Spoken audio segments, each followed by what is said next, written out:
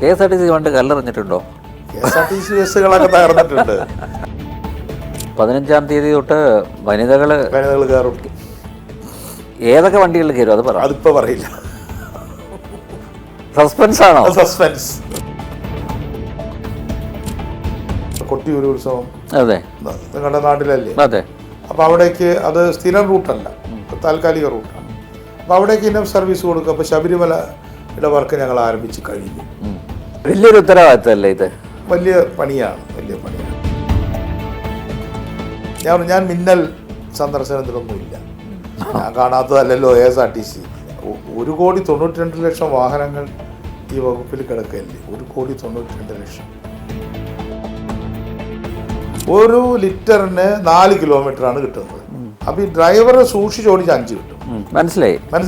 അപ്പൊ ഓരോ ലിറ്ററിനും ഓരോ കിലോമീറ്റർ ലാഭിച്ചാൽ ഒരു ഇൻസെന്റീവ് ഉണ്ട്. 7,335 കോടി രൂപയാണ് കഴിഞ്ഞ വർഷം MVD ഗവൺമെന്റിന് കൊടുത്തത്.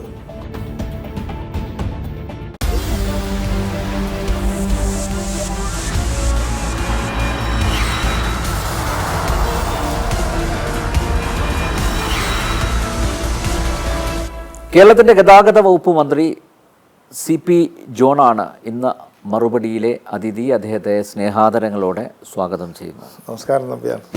വളരെയധികം സന്തോഷമുണ്ട്. കാരണം എന്താ അറിയോ, നിങ്ങൾ നിർഭാഗ്യവാനായിട്ടുള്ള ഒരു രാഷ്ട്രീയ നേതാവാണ്. കാരണം പാർലമെൻ്ററി പൊളിറ്റിക്സിൽ നേരത്തെ രംഗപ്രവേശം ചെയ്യേണ്ട ഒരു വ്യക്തിയാണ് താങ്കൾ. കാരണം താങ്കളുടെ അറിവ്, ഓരോ വിഷയത്തിലും ഉള്ള താങ്കളുടെ ആ ഒരു പ്രാഗൽഭ്യം, അതെല്ലാം മലയാളികൾക്ക് നേരത്തെ തന്നെ അനുഭവവേദ്യമായിട്ടുണ്ട്. പക്ഷേ ഈ ഇങ്ങനെ ഒരു പൊസിഷനിൽ വരുമ്പോൾ ഒരുപാട് കാര്യങ്ങൾ താങ്കൾക്ക് ചെയ്യാൻ പറ്റും. അങ്ങനെ തോന്നിയിട്ടില്ലേ? അല്ല, പാർലമെൻ്ററി പൊളിറ്റിക്സിൽ CPIMൽ നിന്ന് പോരുന്ന സമയത്ത് നമുക്കറിയാലോ അതിൻ്റെ പിന്നിലുള്ള പരിമിതികൾ. പക്ഷെ അത് പോരുക എന്നുള്ളത് നമ്മൾ പാർലമെൻ്ററി പൊളിറ്റിക്സ് ഒന്നും കൂടെ പോരുക എന്നുള്ളതിൻ്റെ ഭാഗമാണല്ലോ. അല്ലാതെ CPMൽ നിന്ന് CMPയിലേക്ക് വന്നാൽ കൂടുതൽ പാർലമെൻ്ററി സ്ഥാനമാനങ്ങൾ കിട്ടുമെന്ന് ആരും വിചാരിക്കില്ലല്ലോ. നിലപാട്, രാഷ്ട്രീയമായ നിലപാട്. പക്ഷെ CMPയിൽ വന്ന് 25 വർഷം ഞാൻ തെരഞ്ഞെടുപ്പിൽ മത്സരിക്കാതെ നിന്നു. അന്നൊക്കെ MBRൻ്റെ തെരഞ്ഞെടുപ്പുകളുടെ ചുമതലക്കാരനായിട്ട് 87-ൽ ഞാൻ മാത്രമല്ല, പക്ഷെ 91, 96, 2001, 2006 തെരഞ്ഞെടുപ്പുകളിലൊക്കെ തന്നെ പ്രധാന തെരഞ്ഞെടുപ്പ് ചുമതലക്കാരായിരുന്നു ഞാൻ. അതിൽ അദ്ദേഹം 87 ജയിച്ചു, 91 ജയിച്ചു, 2001 ജയിച്ചു. അപ്പോൾ 91, 2001 തിരുവനന്തപുരത്ത് നിന്നാണ് ജയിച്ചത്. പക്ഷേ 2011 ഞാൻ കുന്നംകുളത്ത് മത്സരിച്ചു. അവിടെയാണ് എനിക്കൊരു നഷ്ടം എന്ന് പറയാവുന്നത്. 481 വോട്ടിന് ഞാൻ അന്ന് പരാജയപ്പെട്ടില്ലായിരുന്നെങ്കിൽ അന്ന് ന്യായമായി നമ്മൾ ക്യാബിനറ്റിൽ വരുമായിരുന്നല്ലോ. അന്ന് TM ജേക്കബിന് ഒരു 150 വോട്ടിൻ്റെ ഭൂരിപക്ഷം കിട്ടി. എനിക്ക് 402 വോട്ടിൻ്റെ കുറവും ഉണ്ടായി. നാച്ചുറലി ഞാൻ TM Jacob, Shibu baby John, ഞങ്ങൾ 3 പേരും വരുമായിരുന്നു. 72 സീറ്റല്ലേ ഉണ്ടായിരുന്നുള്ളൂ. അതൊരു നഷ്ടം തന്നെയാണ്. ബാക്കി കാര്യങ്ങളൊക്കെ നമ്മൾ തീരുമാനിച്ചിട്ടുണ്ടായ കുറവുകളാണ്. അതിൽ നമ്മൾ ലോ പഠിക്കുമ്പോൾ പറയില്ല, വോളണ്ടറി നോട്ട് ഫിറ്റ് ഇഞ്ചുറിയാണ്. നിങ്ങൾ വോളണ്ടറി ആയിട്ടൊരു കാര്യത്തിന് പോയിട്ട് എന്തെങ്കിലും പരിക്ക് പറ്റിയാൽ പിന്നെ മിണ്ടണ്ട. ഫുട്ബോൾ കളിക്കുമ്പോൾ കാല് മുറിയും. അപ്പോൾ ഞാൻ വളണ്ടിയർ ചെയ്തിട്ടില്ലേ CMPയിൽ വന്നത്. അതിൻ്റെ എനിക്ക് പിന്നെ എന്തെങ്കിലും നഷ്ടം ഉണ്ടായെന്ന് ഞാൻ പറയുന്നില്ല. എന്താ അർത്ഥമുള്ളത്? It's my choice. CPM നേരത്തെ മന്ത്രിയാവുമായിരുന്നില്ല അല്ലേ? മന്ത്രിയാവുക എന്നത് മാത്രമല്ലല്ലോ, അതിന് പാർട്ടിയുടെ ഒരു നേതൃത്വത്തിലേക്കൊക്കെ വരാൻ കഴിയുമായിരുന്നു. മന്ത്രിയാവുക എന്നുള്ളത് അതിലത്തെ ഒരു ഭാഗം മാത്രമാണ്. പക്ഷേ കേരള രാഷ്ട്രീയത്തിൽ CMP എന്നും ഒരു സ്പേസ് ഓക്യുപ്പൈ ചെയ്തിരുന്നു. ആ സ്പേസ് MBR ആണ് അതിൻ്റെ പ്രതീകമായിട്ട് നിന്നത്. പക്ഷേ 2014 ശേഷം ജനറൽ സെക്രട്ടറി എന്നുള്ള എനിക്ക് CMPയുടെ പ്രതീകമായിട്ട് നിൽക്കാൻ എനിക്ക് സാധിച്ചതുകൊണ്ട് പാർലമെൻ്ററി പൊളിറ്റിക്സിൽ വന്നില്ല എന്ന ഏക കുറവ് കൊണ്ട് രാഷ്ട്രീയത്തിൽ എനിക്ക് ഇടപെടാതിരിക്കാൻ പറ്റിയെന്നൊന്നും ഇല്ല. പക്ഷെ ഞാൻ പറഞ്ഞത്, ഒരു മന്ത്രിയായിരുന്നെങ്കിൽ താങ്കൾ ഒരുപാട് കാര്യങ്ങൾ ചെയ്യുമായിരുന്നു. അങ്ങനെ ചെയ്യുമായിരുന്നു.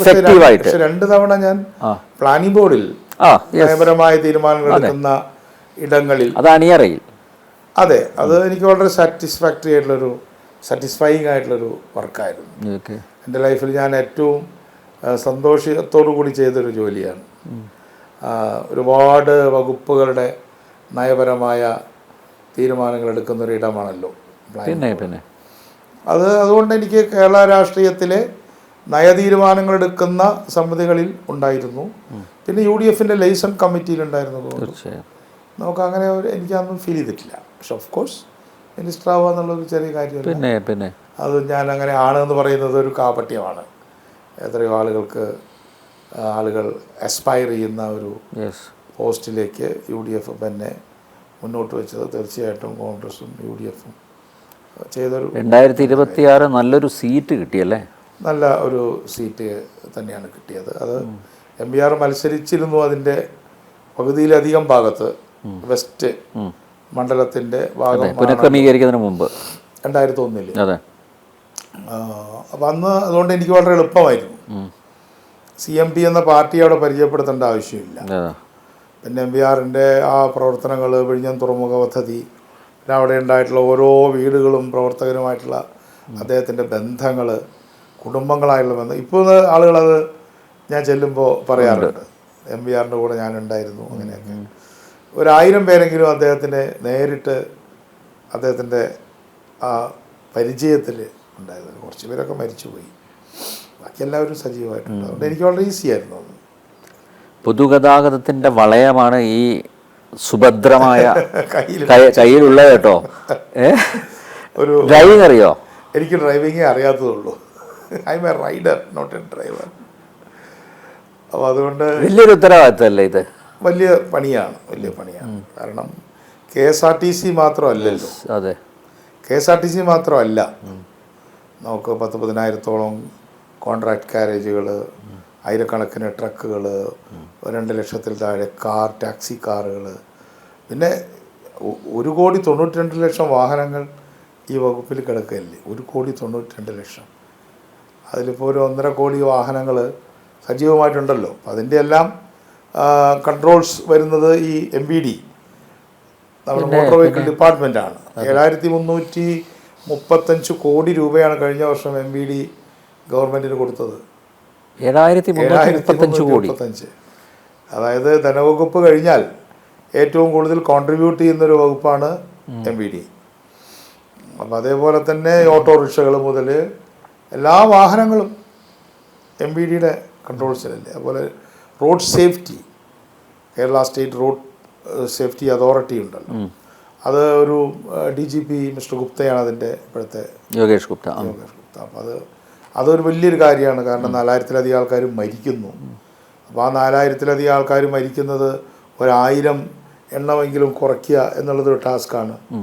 അപ്പോൾ വാഹനങ്ങൾ മാത്രമല്ല, വാഹന അപകടങ്ങൾ, അതിലെ മരണങ്ങൾ, അതിൽ പരിക്ക് പറ്റുന്ന ആളുകൾ, പിന്നെ ചരക്ക് ഗതാഗതം, അതേപോലെ തന്നെ എന്നെ ഏൽപ്പിച്ചിട്ടുള്ളതാണ് നമ്മുടെ ഒരു ഡിപ്പാർട്ട്മെൻറ്റാണത്, നമ്മുടെ വാട്ടർ ട്രാൻസ്പോർട്ട്, ഉൾനാടൻ വാട്ടർ ട്രാൻസ്പോർട്ട് ആലപ്പുഴയിൽ അതൊരു ഡിപ്പാർട്ട്മെൻറ്റാണ്.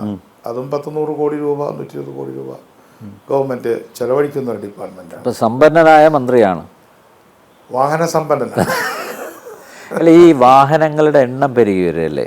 അതെ, നിയന്ത്രിക്കേണ്ടതല്ലേ? കാരണം നമ്മുടെ റോഡുകൾക്ക് ഇത് താങ്ങാനുള്ള കപ്പാസിറ്റി ഉണ്ടോ? റോഡുകളും ധാരാളം നീളം കൂടിയിട്ടുണ്ട്. പിന്നെ ഇപ്പോൾ ഈ സർവീസ് 66 പോലുള്ള വലിയ റോഡുകൾ വന്നു. റോഡുകളുടെ അത്ഭുതകരമായ വർധനവുണ്ടായി. പ്രത്യേകിച്ചും പഞ്ചായത്ത് രാജ് വന്നതോടുകൂടി 1-2 ലക്ഷം കിലോമീറ്റർ റോഡ് കേരളത്തിലുണ്ടായി.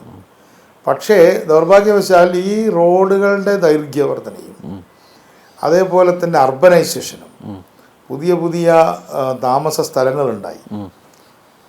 അപ്പോൾ ആ സ്ഥലങ്ങളെ മുഴുവൻ റൂട്ടുകളായിട്ട് കൺവെർട്ട് ചെയ്തിട്ടില്ല. ഇപ്പോഴും ആ പഴയ റൂട്ടിൽ തന്നെ ഒരു ചെറിയ മാറ്റം വരുത്തി ഓടിക്കൊണ്ടിരിക്കുകയാണ്. അപ്പോൾ ഒരു റൂട്ട് റിസർച്ച് നടക്കേണ്ടതായിട്ടുണ്ട്. അപ്പോൾ ഇപ്പോൾ നമ്മൾ ഈ ട്രാൻസ്പോർട്ടുമായിട്ടൊക്കെ അടുത്ത് വരുമ്പോഴാണ് ഈ റൂട്ട് ഷെഡ്യൂള്, സർവീസ് എന്നൊക്കെ പറയുന്നത് വേറെ കാര്യങ്ങളാണ്. അപ്പോൾ ഞാനിപ്പോൾ ഒരു എക്സ്പെർട്ടിനെ കൊണ്ട് റൂട്ടുകൾ നമുക്കിനിയും സാധ്യതയുള്ള അൺഎക്സ്പ്ലോർഡ് ആയിട്ടുള്ള റൂട്ടുകൾ ഉണ്ടോ എന്ന് നോക്കാൻ കഴിയുന്നത്. ഇപ്പോൾ ഒന്നും വേണ്ട, ഇപ്പം ചില ഉത്സവങ്ങൾ നടക്കുന്ന സമയത്ത് സ്പെഷ്യൽ വണ്ടികൾ ഇടാറുണ്ടല്ലോ. ഇപ്പോൾ താങ്കളുടെ ഇപ്പം കൊട്ടിയൂർ ഉത്സവം നിങ്ങളുടെ നാട്ടിലല്ലേ? അപ്പോൾ അവിടേക്ക് അത് സ്ഥിരം റൂട്ടല്ല, താൽക്കാലിക റൂട്ടാണ്. അപ്പോൾ അവിടേക്ക് ഇനം സർവീസ് കൊടുക്കുക. അപ്പോൾ ശബരിമലയുടെ വർക്ക് ഞങ്ങൾ ആരംഭിച്ച് കഴിഞ്ഞു. ശബരിമലയിൽ കഴിഞ്ഞ ഗവൺമെൻറ്റിൻ്റെ കാലത്ത് തന്നെ നോ ഫെയ്റ്റാലിറ്റി സോൺ, ആരും മരിക്കാതിരിക്കുന്നതിന് വേണ്ടിയിട്ട് MVD ആണ് മുൻകൈ എടുത്തത്. വലിയ തരത്തിലുള്ള മോണിറ്ററിങ്ങും നമ്മുടെ വാഹനങ്ങളുടെ പുറകിലും മുമ്പിലൊക്കെ ആയിട്ട് അത് സ്പീഡ് കൂടുന്നുണ്ടോ കുറയുന്നുണ്ടോ അങ്ങനെയൊക്കെ നോക്കിയിട്ട്. അപ്പോൾ ആ തരത്തിൽ ഇപ്പോൾ ശബരിമല സീസൺ ഞങ്ങളുടെ ഒരു വലിയൊരു ഹെവി സീസണാണ്. അതിൻ്റെ ആളുകൾ മരിക്കാതിരിക്കണം, വാഹനങ്ങൾക്ക് അവരുടെ സൗകര്യങ്ങളൊക്കെ ഉണ്ടാവണം. അപ്പോൾ ഇതൊക്കെ തീർത്ഥാടന കാലത്തെയാണ്. പക്ഷേ ഇപ്പോൾ നമുക്ക് തന്നെ ഉദാഹരണം പറഞ്ഞാൽ ഇപ്പോൾ തിരുവനന്തപുരം ടൗൺ എടുത്തു കഴിഞ്ഞാൽ, തിരുവനന്തപുരം ടൗണിൽ വിജനമായ കുറേ സ്ഥലങ്ങളുണ്ടായത്. ഇപ്പോൾ ഉദാഹരണത്തിന് നമ്മുടെ കിംസ് ആശുപത്രിയൊക്കെ നിൽക്കുന്ന പ്രദേശം, ടെക്നോ പാർക്ക്, അല്ലേ, ആ പ്രദേശത്തൊന്നും പണ്ട് ആൾ താമസമൊന്നുമില്ല. അപ്പോൾ ടെക്നോ പാർക്ക്, അപ്പോൾ അതുപോലെ തന്നെ കിംസ്, അങ്ങനത്തെ ഒരു ഇൻസ്റ്റിറ്റ്യൂഷണൽ ഏരിയ നമുക്കുണ്ടല്ലോ ഇവിടെ. അവിടെയാണ് ഇപ്പോൾ ലൈഫ് ഉള്ളത്. അവിടെയാണ് ലൈഫ് ഉള്ളത്. അപ്പോൾ അവിടേക്ക് ഇപ്പോഴും ഞാൻ പരിശോധിച്ചപ്പോൾ റൂട്ട്സ് ഇല്ല. ഉണ്ടോയെന്ന് ചോദിച്ചാൽ ഉണ്ട്. ഉദാഹരണത്തിന് കിംസ് തമ്പാനൂർ അങ്ങനെ റൂട്ട് ഫിക്സ് ചെയ്യണ്ടേ? അതുപോലെ ടെക്നോ പാർക്ക് ടു ശ്രീകാര്യം അല്ലെങ്കിൽ പട്ടം. അപ്പോൾ എല്ലാം തമ്പാനൂർക്കോ കിഴക്കേക്കോട്ടേക്കോ വരേണ്ട ആവശ്യമില്ല. അർബൻ സ്ഥലത്ത് വെച്ചിട്ട് നമുക്കതിനെ നിർത്തിയിട്ട് തിരിച്ചു വിടാം. ഇപ്പം മെഡിക്കൽ കോളേജ് ഒരു കാലത്ത് വന്ന ഒരു പുതിയ റൂട്ടാണ്. വളരെ പണ്ട് മെഡിക്കൽ കോളേജ് ഔട്ട്സ്കേർട്ടായിരുന്നു. അപ്പോൾ ആ മെഡിക്കൽ കോളേജും അതുപോലെ തന്നെ ബന്ധരിതമായിട്ടുള്ള മെഡിക്കൽ കോളേജിനെ ഒരു സെൻ്ററായിട്ട് എടുത്തിട്ട് റൂട്ടുകൾ നിശ്ചയിക്കുക. തിരുവനന്തപുരത്തെ കാര്യം മാത്രമാണ് ഞാൻ തിരുവനന്തപുരത്തിൻ്റെ ആയതുകൊണ്ട് ഇവിടെ ഇരിക്കുക. അപ്പോൾ അത് തിരുവനന്തപുരത്ത് ഇതാണെങ്കിൽ ഞാനിപ്പോൾ ചെയ്യാൻ പോകുന്ന ഒരു പോളിസി നിങ്ങളോട് പറയാം. ലോക്കൽ ഗവൺമെൻറ്റുകളെ ഈ റൂട്ട് എക്സ്പ്ലോർ ചെയ്യുന്നതിന് വേണ്ടിയിട്ട് ചുമതലപ്പെടുത്തുക. അപ്പോൾ കഴിഞ്ഞ ഗവൺമെൻറ് ചെയ്തതിലെ ഗ്രാമവണ്ടി എന്നുള്ള കോൺസെപ്റ്റ് നമ്മൾ ആക്സെപ്റ്റ് ചെയ്യണം. ഗ്രാമവണ്ടി. അപ്പോൾ ആ ഗ്രാമവണ്ടി എന്ന് പറഞ്ഞാൽ പഞ്ചായത്താണ് അതിൻ്റെ പൈസ കൊടുക്കേണ്ടത്, ഡീസൽ കൊടുക്കേണ്ടത്. ആണല്ലേ? അതൊക്കെ കൊടുക്കുന്നുണ്ട്. വണ്ടി നമ്മൾ കൊടുക്കും. ഇപ്പോൾ 58 വണ്ടി ഓടുന്നുണ്ട്. അല്ല, അത് കൊടുക്കുന്നുണ്ടോ ഡീസലൊക്കെ? അല്ല, 58 വണ്ടിയേ ഓടുന്നുള്ളൂ. അത്രേ ഉള്ളൂ. പക്ഷെ അതൊരു 500 വണ്ടി ആക്കണം എന്നാണ് ഞാൻ ആഗ്രഹിക്കുന്നത്. Very good. അതേപോലെ തന്നെ KSRTC ഡിപ്പോകൾ, ആ ഡിപ്പോകൾക്കിപ്പോൾ ഞങ്ങൾ ഇവിടുന്ന് നോക്കുമ്പോൾ ഒരു MD ഉണ്ട്, കുറച്ച് ഓപ്പറേറ്റിംഗ് എക്സിക്യൂട്ടീവ്സ് ഉണ്ട്. അവരൊന്നും നോക്കിയാൽ കാണുമോ? ഇപ്പോൾ കാസർഗോഡേയും കാഞ്ഞങ്ങാടെയും പിന്നെ കട്ടപ്പനയും വയനാടും ഒക്കെ ഉള്ള ഡിപ്പോകൾ അങ്ങനെ ഒപ്റ്റിക്സ് ഇല്ലല്ലോ, കാണാൻ പറ്റില്ലല്ലോ. അപ്പോൾ നമ്മൾ അവിടുത്തെ ലോക്കൽ ഗവൺമെൻറ്റുകൾ, MLA ഒക്കെ അവരായിട്ടൊക്കെ ബന്ധപ്പെട്ടുകൊണ്ട് ഞാൻ ഒരു തോട്ട് പറയുകയാണ്. അവർക്കും കൂടെ ഇൻവോൾവ് ചെയ്യുന്ന ചില സമിതികളൊക്കെ നമുക്ക് ഈ ആശുപത്രി വികസന സമിതി എന്നൊക്കെ പറയുന്നത് പോലെ ഉണ്ടാക്കിയാൽ, അതിൻ്റെ ദൈനംദിന വരവും ചിലവുമല്ല ഞാൻ പറയുന്നത്, ആ ഡിപ്പോകൾ കേന്ദ്രീകരിച്ചുകൊണ്ട് ഒരു ലൈഫ് ഉണ്ടാവും. തീർച്ചയായും. യൂണിയൻസ് ഉണ്ട്. യൂണിയൻസിന് അവരുടെ വേതന കാര്യങ്ങളും അല്ലെങ്കിൽ അവരുടെ സേവന കാര്യങ്ങളും ഒക്കെ അല്ലേ അവർക്ക് ചെയ്യാൻ പറ്റുള്ളൂ. അതുതന്നെ അവരുടെ മേലധികാരികളാണല്ലോ അതൊക്കെ ചെയ്യേണ്ടത്. അപ്പോൾ നമുക്ക് പൊളിറ്റിക്കൽ പാർട്ടികൾ, ഇപ്പോൾ അസംബ്ലി പ്രാതിനിധ്യമുള്ള പൊളിറ്റിക്കൽ പാർട്ടികൾ എല്ലാം, അവർക്കെല്ലാം ഒരു തീരുമാനമല്ല ഞാൻ പറയുന്നത്, മനസ്സിലായി, ഒരു തോട്ട് നിങ്ങളോട് ഇപ്പോൾ തുറക്കുകയാണ്.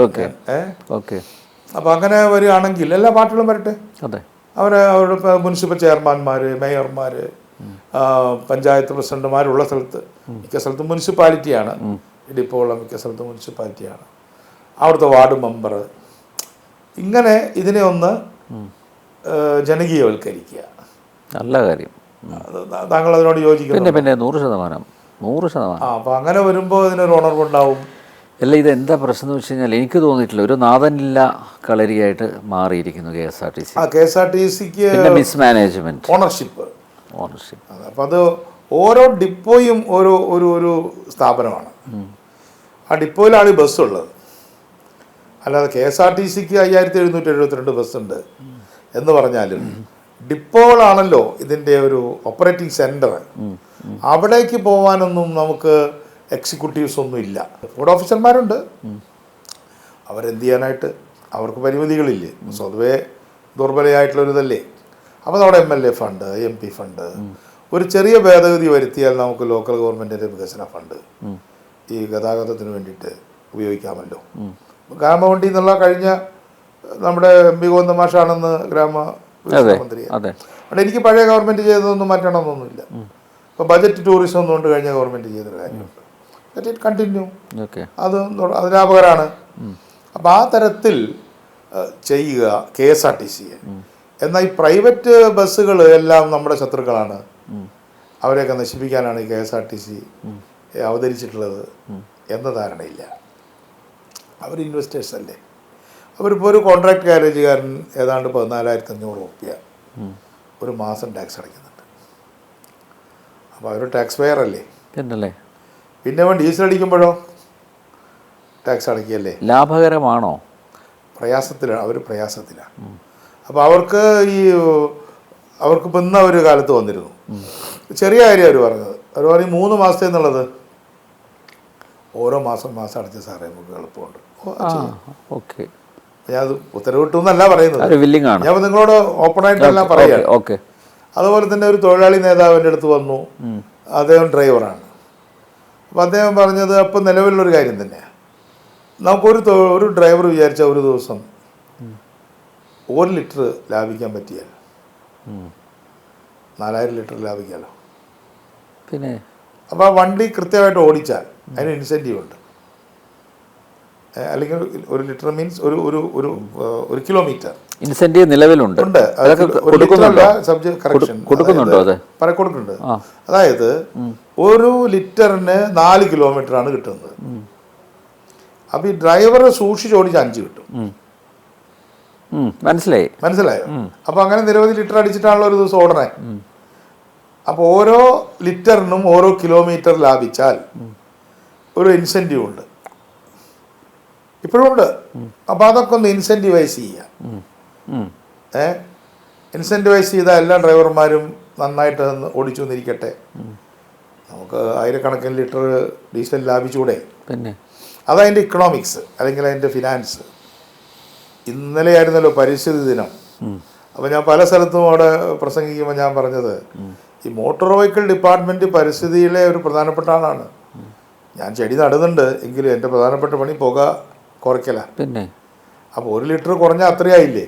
പിന്നെ 1 ലിറ്റർ ഡീസൽ ഒരു വണ്ടിയിൽ നിന്ന് 1 ലിറ്റർ പുക ഒന്നില്ലെങ്കിൽ ലിറ്ററിൻ്റെ പുക അത്രയായല്ലോ. അപ്പോൾ 100 ലിറ്റർ അധികം കത്തിക്കുകയാണ് നമ്മൾ. ആ കത്തിക്കുന്നതാണല്ലോ ഈ പരിസര മലിനീകരണം. ഇത് KSRTC മാത്രമല്ല, നമ്മുടെ ഡ്രൈവിംഗ് കൾച്ചർ അതിനെ ഒന്ന് മാറ്റിയെടുക്കാമെങ്കിൽ നമ്മൾ പുറത്തേക്ക് വിടുന്ന പുകയുടെ കാർബൺ ഡൈ ഓക്സൈഡിൻ്റെ അളവ് കുറയില്ലേ. അപ്പോൾ നമ്മളിപ്പോൾ ഈ മോട്ടോർ വെഹിക്കിൾ ഡിപ്പാർട്ട്മെൻറ്റിനെ ഒരിക്കലും ഒരു പരിസ്ഥിതി ബന്ധിതമായ ഒരു ഡിപ്പാർട്ട്മെൻറ്റായിട്ട് പലരും വേറെ തലയിലും ഇല്ലല്ലോ. ഇല്ല. അപ്പോൾ ഇന്നലെ ഞാൻ പ്രസംഗിച്ച എല്ലാ വേദികളിലും പറഞ്ഞു, ഞങ്ങളാണ് വില്ലന്മാർ, നിങ്ങളിവിടെ ചെടി നടുന്നു, ഞങ്ങൾ ഉൽപ്പാദിപ്പിക്കുന്ന ഈ കാർബൺ ഡൈ ഓക്സൈഡ് എമിഷൻ അല്ലേ ചെടി നടുന്നത്. അപ്പോൾ എമിഷൻ കുറയ്ക്കുക എന്ന ഒരു വലിയ ടാസ്ക് ഇപ്പോൾ മൊത്തം കേരളത്തിലെ വണ്ടികളാകെ പുറത്തു വിടുന്ന പുക അത് എക്സ് ആന്നിരിക്കട്ടെ, അത് X-Y ആകുമ്പോൾ അത്ര ആരോഗ്യ പ്രശ്നങ്ങൾ കുറഞ്ഞു. അപ്പോൾ ഈ ഡിപ്പാർട്ട്മെൻ്റ് എന്ന് പറഞ്ഞാൽ നമ്മൾ വിചാരിക്കുന്ന പോലെ അല്ല. അത് മാത്രമല്ല, ഇപ്പം നോക്കൂ, ഇൻഡിവിജ്വൽസ് വലിയ വണ്ടികളായിട്ട് ഇറങ്ങുക. അതെ, പൊതുഗതാഗതത്തെ കൂടുതൽ ആശ്രയിക്കുന്ന രീതിയിൽ മാറ്റിയെടുത്തൂടെ? എടുക്കാം അല്ലേ? അവിടെ ഈ പറഞ്ഞ പോലെ നമുക്ക് അന്തരീക്ഷ മലിനീകരണമൊക്കെ കുറയ്ക്കാം. കൂടുതൽ വാഹനങ്ങൾ നിരത്തിലിറങ്ങണ്ട, പൊതുഗതാഗതം കുറെ എമിഷൻ കുറഞ്ഞ വാഹനങ്ങൾ ഇലക്ട്രിക് സജീവമാകട്ടെ ഒക്കെ ഇറങ്ങിക്കഴിഞ്ഞാൽ കേരളത്തിൻ്റെ വായുമണ്ഡലത്തെ ഈ ഡൽഹിയിലെ പോലെ വികൃതമാക്കാതിരിക്കുന്നതിന് വേണ്ടിയിട്ടുള്ള ഏറ്റവും പ്രധാനപ്പെട്ട ഉത്തരവാദിത്വം മോട്ടോർ വാഹന വകുപ്പിനാണ്, ജനങ്ങൾക്കുമാണ്. അപ്പോൾ ജനങ്ങളും ജനകീയമായ തരത്തിൽ ഈ പൊല്യൂഷൻ കുറയ്ക്കുക. പൊല്യൂഷൻ ടെസ്റ്റിംഗ് സെൻ്ററുകളുണ്ട്, അപ്പോൾ അവരെയൊക്കെ നന്നായിട്ട് പ്രോത്സാഹിപ്പിക്കുക. ഇപ്പോൾ അവരിൽ നിന്ന് നമ്മൾ ഈ വാഹന ഉടമകൾ എങ്ങനെ ഒരു സർട്ടിഫിക്കറ്റാണ് മേടിക്കുന്നത്. ഇപ്പോൾ ഈ സർട്ടിഫിക്കറ്റ് എന്ന് പറഞ്ഞാൽ അവർ പുക കുറയ്ക്കാതെ സർട്ടിഫിക്കറ്റ് മേടിക്കുന്നത് അവരുടെയും കൂടെ ഭരണ സർട്ടിഫിക്കറ്റാണ്. ശരിയാണ്. അതെ അതെ അതെ അതെ. അപ്പം എനിക്ക് പ്രേക്ഷകരോട് പറയാനുള്ളത്, പുക നന്നായി കുറഞ്ഞിട്ടേ സർട്ടിഫിക്കറ്റ് മേടിക്കാവൂ. അതായത് ഇതൊരു ബർഡനായി പോയല്ലോ, ഒരു ശല്യമായി സത്യം എന്ന് വിചാരിക്കാതെ ഗവൺമെൻറ്റുമായി സഹകരിച്ചുകൊണ്ട് പുക കുറച്ചാൽ അവരുടെ കുട്ടികൾക്കും പുക ശ്വസിക്കേണ്ട, കേരളത്തിൻ്റെ വായു ശുദ്ധമാവും. അപ്പോൾ അത്തരത്തിൽ ഇന്നലെ പരിസ്ഥിതി ദിനത്തിൽ നല്ലൊരു തോട്ടാണ് ഞങ്ങളുടെ ഡിപ്പാർട്ട്മെൻറ്റ് മുന്നോട്ട് വെച്ചിട്ടുള്ളത്. പിന്നെ ആക്സിഡൻറ്റ് ഡെത്ത് അത് കുറയ്ക്കണം, റാഷ് ഡ്രൈവിങ്, പിന്നെ റോഡിലെ ഡെമോക്രസി. ഇപ്പോൾ നമ്മൾ ഡെമോക്രസി എന്ന് പറഞ്ഞാൽ ഇലക്ഷൻ മാത്രമല്ലല്ലോ. ഒരാൾ റോഡ് ക്രോസ് ചെയ്യാൻ വരുമ്പോഴേക്കും നമ്മൾ സ്പീഡ് കൂട്ടും. സത്യം. അതേസമയം ഇലക്ഷനൊന്നും ഇല്ലാത്ത സ്ഥലമാണ് ദുബായ്. അപ്പോൾ നിങ്ങൾ 1000 തവണ പോയിട്ടുണ്ടാവുമല്ലോ ദുബായിൽ. അവിടെ നമ്മൾ കാലെടുത്ത് നോക്കി വണ്ടി നിർത്തി. അതായത് ദുബായിൽ വണ്ടി ഓടിക്കുന്ന ആൾ ഇവിടെ വന്നു കഴിഞ്ഞ് പറയുന്ന പോലെ ആരെങ്കിലും റോഡ് ക്രോസ് ചെയ്യുന്നുണ്ട് ചവിട്ടി വിടും.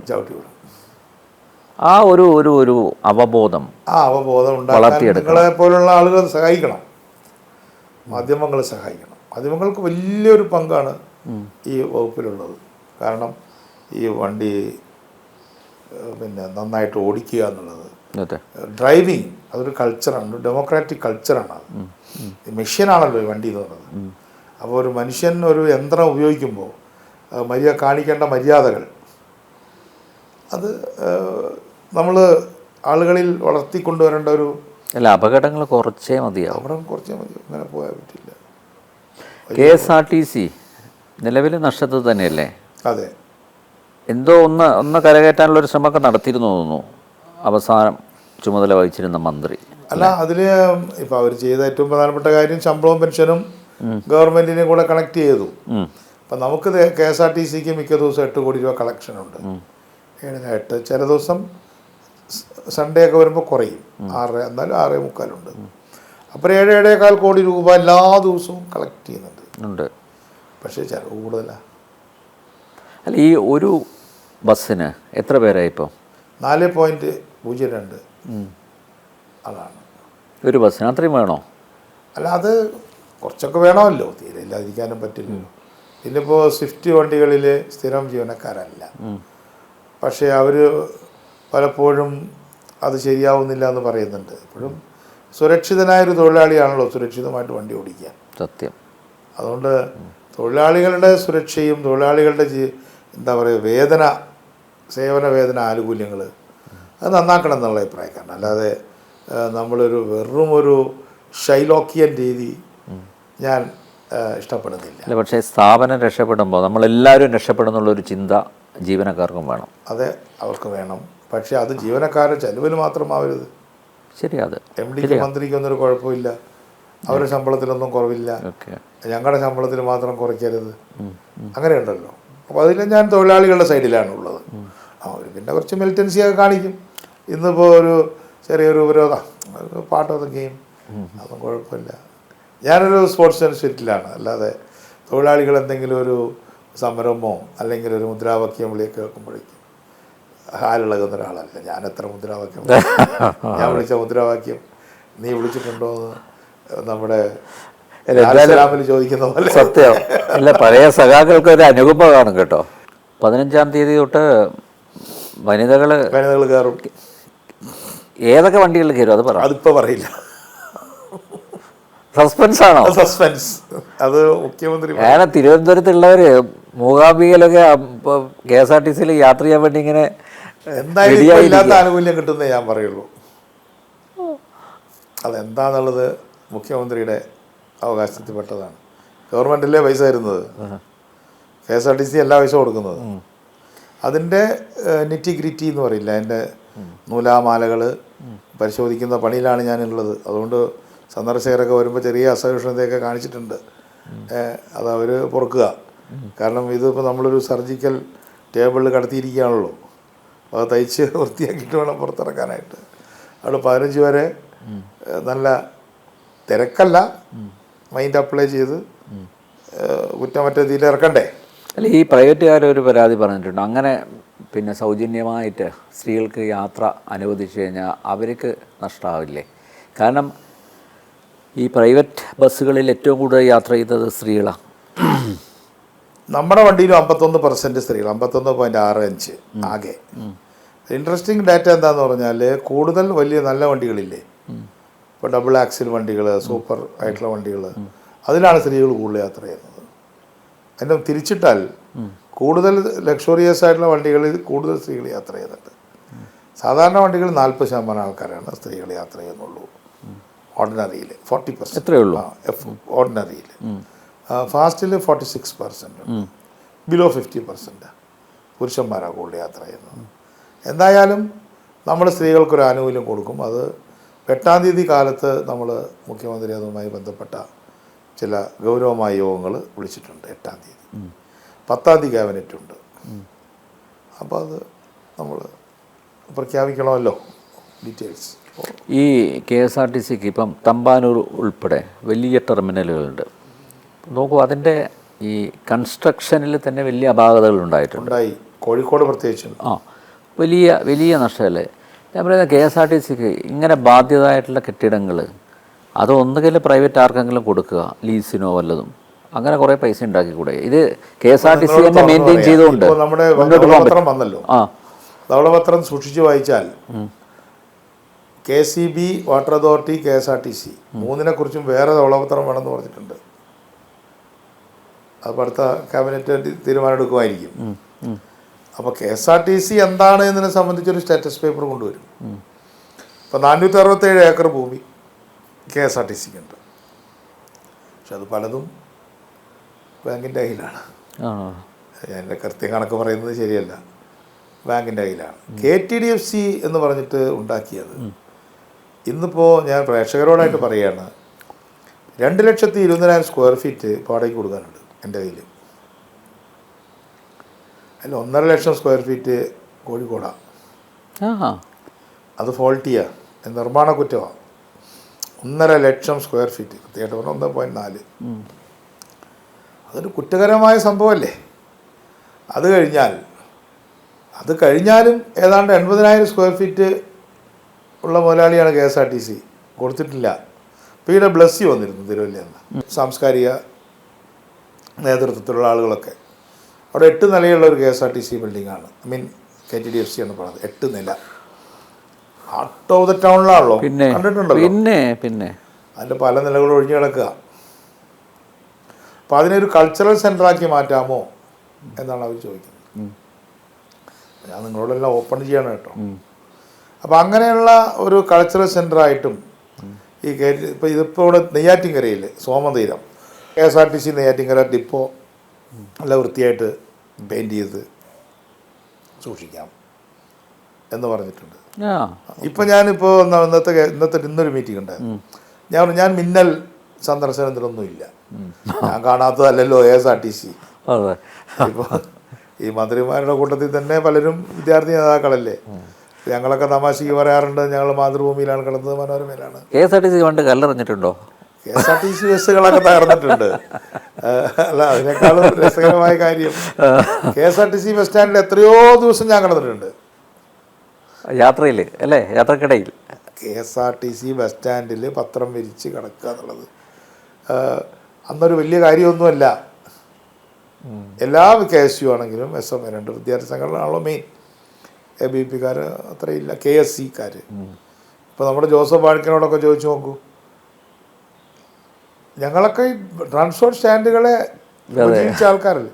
ഇനിയിപ്പോൾ അത് പോയി നോക്കിയിട്ട് അയ്യോ ഇതെന്താ ഇങ്ങനെ കിടക്കണത് എന്നൊന്നും നോക്കേണ്ട കാര്യം എനിക്കില്ലല്ലോ. ഈ ബസ് സ്റ്റാൻഡുകൾ അല്ല, അപ്പോൾ ഞാൻ പറഞ്ഞെന്താ അറിയോ, 2 ആഴ്ച കൊണ്ട് ഇതെല്ലാം വൃത്തിയായിക്കൊള്ളണം, എന്നിട്ട് ഞാൻ വരാം. അത് വേണം കേട്ടോ. ടോയ്ലറ്റ്സ് നിർബന്ധമായി നന്നാക്കണം. അതിന് ഏതെങ്കിലും പ്രാദേശികമായിട്ടുള്ള ഏതെങ്കിലും തുണിക്കടകളോ സ്വർണ്ണക്കടകളോ അവരൊക്കെ അതിൽ പെയിൻറ്റ് ചെയ്യുകയോ വൃത്തിയാക്കുകയോ ചെയ്താൽ അവരെ പേരെഴുതി വെക്കട്ടെ. നല്ല കാര്യം. അതെ. അപ്പം അതൊക്കെ 2 ആഴ്ച കൊണ്ട് ശരിയാക്കണം എന്ന് ഞാൻ പറഞ്ഞിട്ടുണ്ട്. പറയാച്ചാൽ ബോർഡ് മീൻസ് ഉന്നത ഉദ്യോഗസ്ഥ, ബോർഡിൽ ഞാനില്ല, ഉന്നത ഉദ്യോഗസ്ഥന്മാരുടെ യോഗത്തിൽ സംസാരിച്ചിട്ടുണ്ട്. അത് മാത്രമല്ല, ഈ ആവശ്യത്തിന് വിളക്കുകളില്ലെന്നേ, ലൈറ്റുകളില്ല. അതിപ്പോൾ LED ലാമ്പ് പല KSRTC ബസ് സ്റ്റാൻഡുകളിലും അനാശാസ്യം നടക്കുന്നുണ്ട്. നടക്കാമല്ലോ. പിന്നെ അത് മാത്രമല്ല, നമുക്ക് ഈ നമ്മൾ ദീർഘദൂര യാത്രകളിൽ നമുക്ക് അല്പസമയം ഒന്ന് ഒരു ആശ്വാസം, ഒരു കംഫർട്ടിന് വേണ്ടി അതെ. ഇറങ്ങിക്കഴിഞ്ഞ് തിരിച്ച് കയറുമ്പോൾ നമ്മൾ കുറേ കൂടി അപ്സെറ്റ് ആവുക. അപ്പോൾ അതൊക്കെ മാറ്റം വരും. അത് ചെയ്താൽ തന്നെ അതെ, മന്ത്രിയുടെ ഇടപെടൽ, ആദ്യത്തെ ഇടപെടൽ ഗംഭീര.